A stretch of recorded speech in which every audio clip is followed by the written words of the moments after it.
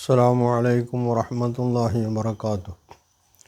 അൽഹംദുലില്ലാഹ് സ്വലാത്തു വസ്സലാമു അലാ റസൂലില്ലാഹ് വഅലാ ആലിഹി വസഹ്ബിഹി അൽ ഫായിസീന ബിറളില്ലാഹി അമ്മാ ബഅദ്.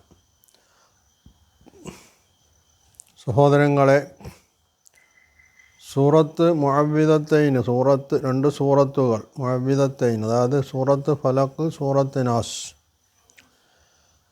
ഇതുമായി ബന്ധപ്പെട്ട് മറ്റു ചില കാര്യങ്ങൾ പറയാനുള്ളത്. ജബ്ബാർ ഈ സൂറത്തുകളുമായി ബന്ധപ്പെട്ട് അന്ധവിശ്വാസങ്ങൾ പ്രചരിപ്പിക്കാൻ പോകുന്ന സൂറത്തുകൾ എന്ന നിലക്കാണ് ഈ സൂറത്തുകളെ പരിചയപ്പെടുത്തുന്നത്. ജബ്ബാറിനെ പോലുള്ള യുക്തിവാദികളെ സംബന്ധിച്ചിടത്തോളം അള്ളാഹുവിലുള്ള വിശ്വാസം തന്നെ അന്ധവിശ്വാസമാണ്. അപ്പോൾ പിന്നെ ഈ സൂറത്തിൽ പറഞ്ഞ സംഗതികൾ അന്ധവിശ്വാസമാണ് എന്ന് അവർ പറഞ്ഞില്ലെങ്കിലേ അത്ഭുതമുള്ളൂ. ഇത് ബന്ധപ്പെട്ട് ഹദീസുകളിൽ വന്നിട്ടുള്ള ചില പ്രാർത്ഥനകൾ, അതിനെയാണ് ജബ്ബാർ വിമർശിക്കുന്നത്. ഇവിടെ ജബ്ബാറിനെ പോലുള്ള ആളുകൾ മനസ്സിലാക്കേണ്ട ഒരു സംഗതി, മുസ്ലിങ്ങൾ എന്ന് മാത്രമല്ല, ദൈവവിശ്വാസികളെ സംബന്ധിച്ചിടത്തോളം ദൈവനിഷേധികളുടെ മാനസികാവസ്ഥയിലല്ല അവരുള്ളത്. ദൈവവിശ്വാസം അത്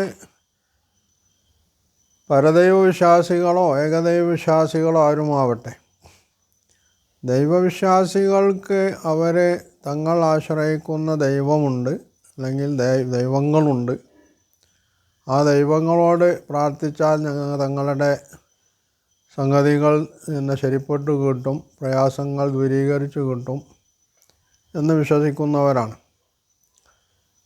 അതനുസരിച്ച് അവരവർ വിശ്വസിക്കുന്ന ദൈവങ്ങളോടോ ഒക്കെ പ്രാർത്ഥിക്കുന്നുള്ളത് ശരിയാണ്. ബഹുദൈവ വിശ്വാസികളാവുമ്പോൾ അവർ പരദൈവങ്ങളോടായിരിക്കും, ഓരോരുത്തർക്കും ഓരോ കാര്യത്തിനും ഓരോ ദൈവങ്ങളുണ്ടാവും. ആ ദൈവങ്ങളോട് ഓരോരുത്തരോടുമായിരിക്കും അവരുടെ കാര്യം പറയുന്നത്. ഏകദൈവവിശ്വാസികളെ സംബന്ധിച്ചിടത്തോളം ആ ഏകനായിട്ടുള്ള അള്ളാഹുവിനോട് അവർ കാര്യം പറയാം. ഇവിടെ മുസ്ലിങ്ങളും യഹൂദരും ക്രിസ്ത്യാനികളും ഒരർത്ഥത്തിൽ ഏത് വിശ്വാസികളാണ് എന്ന് പറഞ്ഞാൽ, ക്രിസ്ത്യാനികൾ യേശുവിനെ ദൈവമായി അവതരിപ്പിക്കുമ്പോഴും യഥാർത്ഥ ദൈവം യേശുവിൻ്റെ രൂപത്തിൽ മനുഷ്യനായിട്ട് അവതരിച്ചു എന്നുള്ള വിശ്വാസമാണ് അവർക്കുള്ളത്. ആ വിശ്വാസം ശരിയാണോ തെറ്റാണോ എന്നുള്ളതല്ല അപ്പം പറയുന്നത്. അപ്പം യഥാർത്ഥത്തിൽ അവരും ഏകദൈവ വിശ്വാസികളുടെ ലിസ്റ്റിലാണ് വരിക. യഹൂദർക്ക് പിന്നെ അങ്ങനെയുള്ള ഒരു വിശ്വാസമില്ല. അവരെല്ലാ വിധത്തിലുള്ള പ്രകൃതിപരമായിട്ടുള്ള അല്ലെങ്കിൽ സൃഷ്ടികളെ ദൈവങ്ങളായി പ്രതിഷ്ഠിക്കുന്ന എല്ലാറ്റിനും ഒരെതിരാണ്. മുസ്ലിങ്ങളെ സംബന്ധിച്ചിടത്തോളം വിശേഷിച്ചും വിശുദ്ധ ഖുർആനും നബി സല്ലല്ലാഹു അലൈഹി വസല്ലമയും ഒക്കെ ഏകദൈവ വിശ്വാസമാണ് പഠിപ്പിക്കുന്നത്. ഒരാൾ മുസ്ലിം ആവണമെങ്കിൽ അയാൾ മുവഹിദാവുക, ഏകദൈവ വിശ്വാസിയായെങ്കിൽ അയാൾക്ക് മുസ്ലിം ആവാൻ തന്നെ കഴിയുള്ളൂ.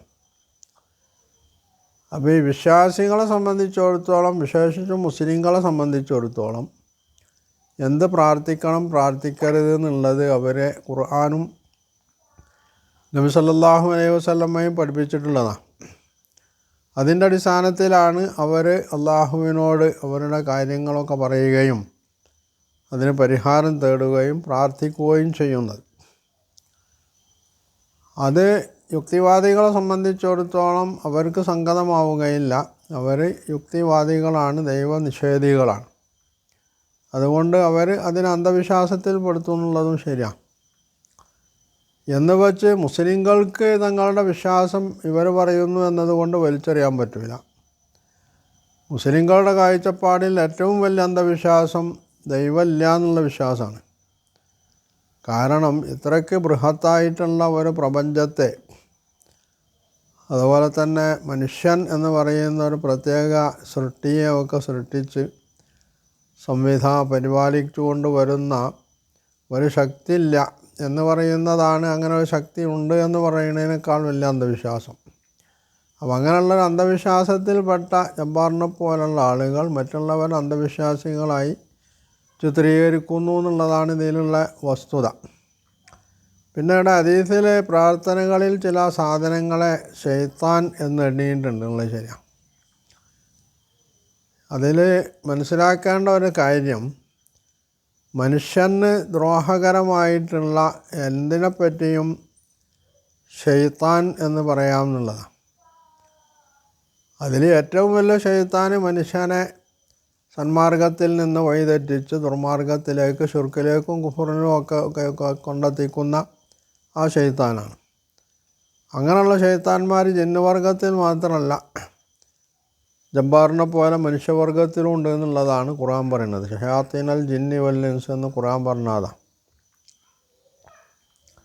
അപ്പോൾ അങ്ങനെയുള്ള ഏത് ശൈത്താൻ്റെ ഷർറിൽ നിന്നും അള്ളാഹുവിൽ അഭയം തേടുക എന്നതാണ് ഒരു വിശ്വാസിയെ പോയും ചെയ്തുകൊണ്ടിരിക്കുക. കാരണം വിശ്വാസിയെ സംബന്ധിച്ചിടത്തോളം അയാൾക്ക് മാനസികമായ സ്വാസ്ഥ്യവും സമാധാനവും നൽകുന്ന ഒരു സംഗതിയാണ് അള്ളാഹുവിനെ ആശ്രയിക്കുക എന്നുള്ളത്. വിശുദ്ധ ഖുർആൻ അവരെ അങ്ങനെയാണ് പഠിപ്പിച്ചിട്ടുള്ളത്. അലാ ബിദിക്രില്ലാഹി തത്മഇന്നുൽ ഖുലൂബ്. അള്ളാഹുവിനെ സംബന്ധിച്ചുള്ള ഓർമ്മ അതുവഴി മാത്രമാണ് ഹൃദയങ്ങൾക്ക് അല്ലെങ്കിൽ മനുഷ്യ മനസ്സിന് സ്വാസ്ഥ്യമടയാൻ കഴിയുക എന്ന് വിശുദ്ധ ഖുർആൻ പറയുന്നുണ്ട്. എന്ന് മാത്രമല്ല, നിങ്ങൾ നിങ്ങളുടെ ഏത് കാര്യവും എന്നോട് ചോദിക്കണം എന്ന് അള്ളാഹു വരെ പഠിപ്പിച്ചിട്ടുണ്ട്. വഖാല റബ്ബുക്കും ഉദ്ഊനി അസ്തജിബ് ലക്കും. നിങ്ങൾ എന്നോട് പ്രാർത്ഥിക്കുക, ഞാൻ നിങ്ങൾക്ക് ഉത്തരം നൽകാം എന്നാണ് വിശുദ്ധ ഖുർആനിൽ പറഞ്ഞിട്ടുള്ളത്. അങ്ങനെ അള്ളാഹുവിനോട് ചോദിക്കാൻ പ്രാർത്ഥിക്കാൻ മടിക്കുന്ന ആളുകളോടാണ് അള്ളാഹുവിന് വിരോധം, കോപമുണ്ടാവുക എന്നാണ്. അതും വിശുദ്ധ ഖുർആൻ പറഞ്ഞിട്ടുണ്ട്. വഖാല റബ്ബുക്കും ഉദ്ഊനി അസ്തജിബ് ലക്കും എന്ന് പറഞ്ഞതിന് ശേഷം ഇന്നല്ലദീന യസ്തക്ബിറൂന അൻ ഇബാദത്തി സയദ്ഖുലൂന ജഹന്നമ ദാഖിലീൻ. എന്നാൽ എനിക്ക് ഇബാദത്ത് ചെയ്യാൻ, എന്നോട് പ്രാർത്ഥിക്കാൻ വിസമ്മതിക്കുന്ന, അതിന് അഹങ്കരിച്ച് നിൽക്കുന്ന ആളുകൾ അവർ നരകത്തിൽ നിന്ദ്യരായിട്ട് പ്രവേശിക്കുകയാണ് ചെയ്യുക എന്ന് വിശുദ്ധ ഖുർആൻ പറഞ്ഞ അടിസ്ഥാനത്തിലാണ്. അപ്പോൾ മനുഷ്യൻ അവൻ്റെ ചെറുതും വലുതുമായിട്ടുള്ള എല്ലാ കാര്യങ്ങളും അതുപോലെ പല അപകടങ്ങളിൽ നിന്ന് പലരുടെയും ദ്രോഹങ്ങളിൽ നിന്ന് ഒക്കെ അള്ളാഹുവിൽ അഭയം തേടുക, രക്ഷ തേടുക എന്നുള്ളതേ മനുഷ്യൻ്റെ മുമ്പിലൊരു മാർഗമുള്ളൂ. അതല്ലാത്തൊരു മാർഗം യഥാർത്ഥത്തിൽ മനുഷ്യൻ്റെ മുമ്പിലില്ല. ഇതാണ് വിശുദ്ധ ഖുർആനും നബി സല്ലല്ലാഹു അലൈഹി വസല്ലമയും അവരെ പഠിപ്പിച്ചിട്ടുള്ളത്. അതിൻ്റെ അടിസ്ഥാനത്തിലാണ് മുസ്ലിങ്ങൾ അള്ളാഹുവിനോട് ഇത്തരം കാര്യങ്ങളിലൊക്കെ പ്രാർത്ഥിക്കുകയും രക്ഷ തേടുകയും ഒക്കെ ചെയ്യുന്നത്. അതിൽ ജബ്ബാർ വല്ലാതെ ആശ്വാസപ്പെട്ടൊരു കാര്യമൊന്നുമില്ല. ജബ്ബാറിൻ്റെ വാക്ക് കേട്ടിട്ട് അവരിപ്പോൾ അത് ഒഴിവാക്കാനും പോകുന്നില്ല. ജബ്ബാറിന് ദൈവത്തെ വിശ്വാസമല്ലെങ്കിൽ അയാൾ വിശ്വസിക്കേണ്ടതില്ല എന്ന് മാത്രമേ അതിനെ സംബന്ധിച്ച് പറയാനുള്ളൂ. ഇതുമായിട്ട് ബന്ധപ്പെട്ട് മറ്റൊരു സംഗതിയുള്ളത്,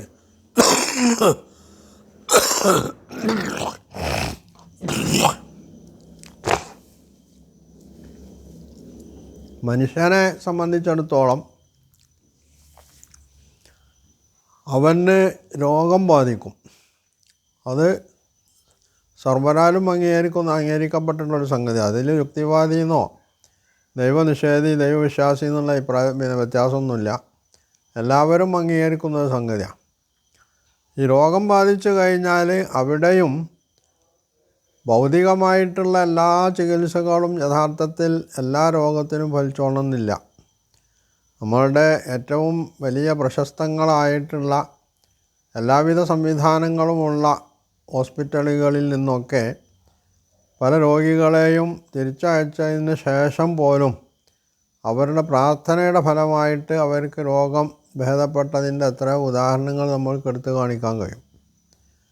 അപ്പോൾ ഇതിൽ നിന്ന് മനുഷ്യനെ സംബന്ധിച്ച്, സത്യസന്ധനായിട്ടുള്ള ഒരു മനുഷ്യനെ സംബന്ധിച്ച് അയാൾക്ക് മനസ്സിലാക്കാൻ കഴിയുക, ഇങ്ങനെയുള്ള അനുഭവങ്ങൾ ഉണ്ടാവുമ്പോൾ തീർച്ചയായിട്ടും ഈ യുക്തിവാദികളും നിരീശ്വരവാദികളും പറയുന്ന നാസ്തികന്മാർ പറയുന്നത് പോലെയല്ല കാര്യം. ഇതിൻ്റെയൊക്കെ പിന്നിൽ പ്രവർത്തിക്കുന്ന എന്തോ ഒരു ശക്തിയുണ്ട് എന്നെങ്കിലും മനുഷ്യന് വിശ്വസിക്കാൻ കഴിയുമെന്നുള്ളതാണ്. അതിനെ പാടെ തള്ളിക്കളഞ്ഞുകൊണ്ടാണ് യുക്തിവാദികൾ മുമ്പോട്ട് പോണത്. എന്ന് മാത്രമല്ല, പലപ്പോഴും ഈ യുക്തിവാദം എന്നുള്ളത് മനുഷ്യനെ പറ്റിക്കാനുള്ള ഏർപ്പാട് കൂടിയാണ്. ഇവർ തന്നെയും പലപ്പോഴും, എല്ലാവരും അങ്ങനെ ഉണ്ട് എന്ന് പറയുന്നില്ല, പലപ്പോഴും പല യുക്തിവാദികളും പോലും ഇത്തരത്തിലുള്ള മന്ത്രങ്ങളിലും തന്ത്രങ്ങളിലുമൊക്കെ ഏർപ്പെടുകയും അതൊക്കെ ജീവിതത്തിൽ കൈക്കൊള്ളുകയും ഒക്കെ ചെയ്യുന്നത് സ്വകാര്യമായിട്ടാണെങ്കിൽ പോലും നമ്മൾക്ക് അനുഭവമുള്ള സംഗതിയാണ്. പരസ്യമായിട്ട് ചിലപ്പോൾ അവർ ഇതിനൊക്കെ എതിർക്കും, എന്നാൽ രഹസ്യമായിട്ട് പലപ്പോഴും അത്തരം കാര്യങ്ങളിൽ അവർ ഏർപ്പെടാറുമുണ്ട്. അപ്പോൾ എന്ത് തന്നെ ആയിരുന്നാലും മനുഷ്യൻ്റെ മനസ്സിൻ്റെ ഉള്ളിൽ ഈ ദൈവത്തെ സംബന്ധിച്ചുള്ള ഒരു ബോധം അത് മങ്ങാതെ കിടക്കുന്നുണ്ട് എന്നുള്ളതാണ്. അത് ചില പ്രത്യേക ഘട്ടങ്ങളിൽ പച്ച പിടിച്ചു വരികയും ചിലർ അത് പരസ്യമായിട്ട് അംഗീകരിച്ചുകൊണ്ട് യുക്തിവാദത്തിൽ നിന്ന് മോചിതരായി ദൈവവിശ്വാസത്തിലൊക്കെ മടങ്ങുന്നുണ്ടാവും. ചിലർ തങ്ങളെ തന്നെ വഞ്ചിച്ചുകൊണ്ട് മുമ്പോട്ട് നീങ്ങുന്നവരുണ്ടാവും. ഇപ്പോൾ എങ്ങനെയാണ് ഇങ്ങനെയൊക്കെ ആളുകളോട് പറഞ്ഞിട്ട് ഇനിയിത് വിളിച്ചു പറയാം, അല്ലെങ്കിൽ ഈ വാദത്തിൽ നിന്ന് തിരിച്ചു പോകുക എന്നുള്ള നിലക്കുള്ള ഒരു തരം ജാള്യതാബോധം അവരെ പിടികൂടും. അപ്പോൾ സ്വാഭാവികമായിട്ടും അവരതിൽ തന്നെ ഉറച്ചിക്കാൻ ശ്രമിക്കും. അങ്ങനെയും യുക്തിവാദികളുണ്ട്. അപ്പോൾ മനുഷ്യൻ്റെ മനസ്സിനെ ആശ്വസിപ്പിക്കുകയും മറ്റുള്ളവരിൽ നിന്നൊന്നും കിട്ടാൻ ലഭിക്കാൻ സാധ്യതയില്ലാത്ത എന്തോ ഒരു സ്വാസ്ഥ്യവും സമാധാനവും ഒക്കെ മനുഷ്യൻ ഇതിലൂടെ നേടിയെടുക്കുന്നുണ്ട് എന്നുള്ളതെങ്കിലും ജബ്ബാറിനെ പോലുള്ള യുക്തിവാദികൾ അംഗീകരിച്ചേ പറ്റും. അംഗീകരിക്കാമെന്ന് പറഞ്ഞാൽ പരസ്യമായിട്ട് അത് അംഗീകരിക്കില്ല എന്ന് നമുക്കറിയാം. കാരണം നിങ്ങളുടെ ഔദ്ധത്യബോധം, അഹങ്കാരം അതിനെ സമ്മതിക്കില്ല എന്നുള്ളതാണ്. പക്ഷെ വസ്തുത അതാണ് എന്നുള്ളതാണ് യാഥാർത്ഥ്യം. ഈ യാഥാർത്ഥ്യത്തെ നിരാകരിച്ചുകൊണ്ടാണ് യഥാർത്ഥത്തിൽ ജബ്ബാറിനെ പോലുള്ള ആളുകൾ മുമ്പോട്ട് പോകുന്നത്. അതിൽ അവർ ഏറ്റവും കൂടുതലായിട്ട് വെറുക്കുന്നത്, വിമർശിക്കുന്നത് ഇസ്ലാമിനെയാണ്, നബി സല്ലല്ലാഹു അലൈഹി വസല്ലമയെയാണ്, ഖുർആനെയാണ്, അള്ളാഹുവിനെയാണ് എന്നുള്ള വ്യത്യാസമേ ഉള്ളൂ. അതിന് അവർക്ക് ചില താല്പര്യങ്ങളുണ്ട് താനും. ആ താല്പര്യങ്ങൾ രക്ഷിക്കുക എന്നുള്ളതാണ് ഇസ്ലാമിനെ ഇങ്ങനെ ആക്രമിക്കുന്നതിലൂടെ അവർ ഉദ്ദേശിക്കുന്നതും. അതിന് മറ്റുള്ള ഒന്നിനെയും വിമർശിക്കാൻ അവർക്ക് ധൈര്യമില്ല എന്നത് കൂടി ആ കൂട്ടത്തിൽ പറഞ്ഞു വെക്കേണ്ട ഒരു കാര്യമാണ്. വിശേഷിച്ചും ഇന്ത്യ പോലുള്ളൊരു രാജ്യത്ത് മുസ്ലിങ്ങളെ സംബന്ധിച്ച് പറഞ്ഞുകൊണ്ട് വലിയ കുഴപ്പമൊന്നും വരാനില്ല. അവരൊന്നും ചെയ്യാൻ പോകുന്നില്ല. അവർ സമാധാനകാംക്ഷികളാണ് എന്നുള്ളവർക്കൊക്കെ അറിയാം. ബാക്കിയൊക്കെ പിന്നെ ബടായി പറയണതാണ്. മറ്റുള്ളവരെ വിമർശിച്ചിട്ടുണ്ടെങ്കിൽ അതവർക്ക് ജീവിതത്തിൽ അനുഭവപ്പെടും. ജബ്ബാർ തന്നെ ഒരിക്കൽ ബൈബിളിനെ വിമർശിച്ചിട്ട് പിന്നെന്തേ ഒന്നും തൊടാതെ പോയത്? പിന്നെ അതിൻ്റെ ശേഷം അയാളൊന്നും പറഞ്ഞ് നമ്മൾ കേട്ടിട്ടില്ല. കാരണം അതിനൊക്കെ കാരണങ്ങളുണ്ട്. ചിലത് നഷ്ടപ്പെടാനുണ്ട്, ചിലപ്പം പൂർണ്ണമായിട്ട് നഷ്ടപ്പെട്ടു എന്ന് വരാം. അങ്ങനെയൊക്കെയുള്ള ഭീതിയും ഭീഷണിയുമൊക്കെ അവർക്കുണ്ട്. അതൊക്കെ അവർ മറച്ചു വെക്കുന്നു എന്നുള്ളതാണ് മറ്റൊരു വശം. അപ്പോൾ ഇങ്ങനെയൊക്കെയാണ് ഈ സംഗതി ഉള്ളത്. അതുകൊണ്ട് ജബ്ബാറിനെ പോലുള്ള ആളുകൾ വല്ലാതെ ഈ കാര്യത്തിൽ നിഗളിക്കേണ്ടതൊന്നുമില്ല. ഇതൊക്കെ ആളുകൾക്ക് മനസ്സിലാകാൻ കഴിയുന്നൊരു സംഗതി മാത്രമാണ് എന്നേ ജബ്ബാറിനോട് പറയാൻ ഇപ്പോൾ മെനക്കെടുണ്ടോ എന്നുള്ളതാണ്.